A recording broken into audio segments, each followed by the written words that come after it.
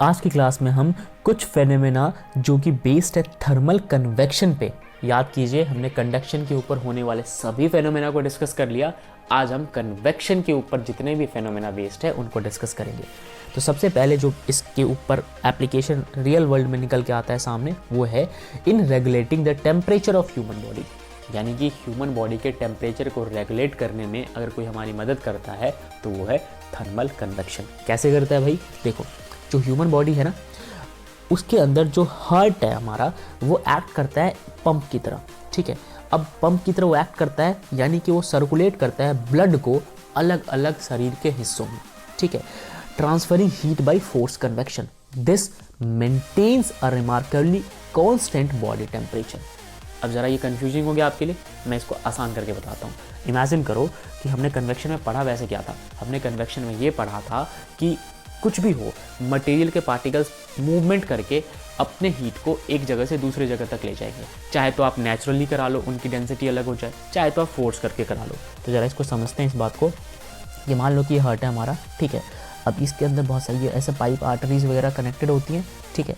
अब यहाँ पे ब्लड पंप हो रहा है, ठीक है। तो ब्लड बनाते हैं यहाँ पे, लेट सपोज ये ब्लड है, ठीक है। यहाँ पे ब्लड पंप हो रहा है। इस ब्लड को ना जब पंप हो रहा होता है तो उसका टेम्परेचर ज़्यादा होता है उस टाइम में। अब इस हायर टेम्परेचर को जाना है कहीं और, ठीक है। तो ये हार्ट ना पंप करके, ठीक है, हार्ट, अब ये जो ब्लड है ना, ये यहाँ पे मान लो हायर टेम्परेचर पे है, अब पर ये जा नहीं रहा, कि ट्रांसफ़र नहीं हो रहा, तो हार्ट इसको ज़बरदस्ती, जो हमारा हार्ट है वो इसको ज़बरदस्ती पंप करके आगे की ओर ट्रांसफ़र कर देता है।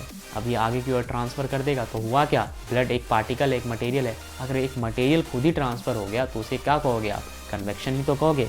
तो ये कन्वेक्शन का एक रियल वर्ल्ड एप्लीकेशन था, ठीक है।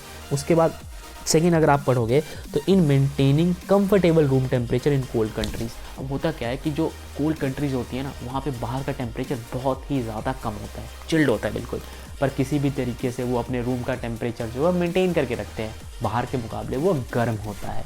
अब अगर आप उनके वॉल पे देखोगे, विंड वॉल पे देखोगे, तो जो उनका वॉल होता है उस पे जनरली आपको टेम्परेचर डिफरेंस दिखेगा।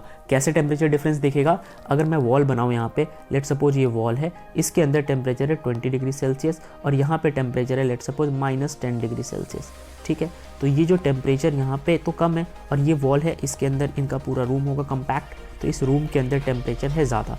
तो टेम्परेचर क्या होता है? हायर टू लोअर जगह पे ट्रैवल करता है। तो यहाँ पे क्या हुआ कि जो भी अंदर ये मटेरियल होंगे ना, मीडियम के पार्टिकल्स होंगे, इनका टेम्परेचर क्या होगा? इनका टेम्परेचर गर्म होगा। लेकिन धीरे धीरे ये टेम्परेचर इस तरफ ट्रैवल करने की कोशिश करेंगे। अब जैसे ही ये जो टेम्परेचर यहाँ पे ट्रैवल करेगा, मतलब पार्टिकल्स जो है यहाँ पे ट्रैवल करेंगे, तो फिर इनका टेम्परेचर धीरे धीरे कम हो जाएगा।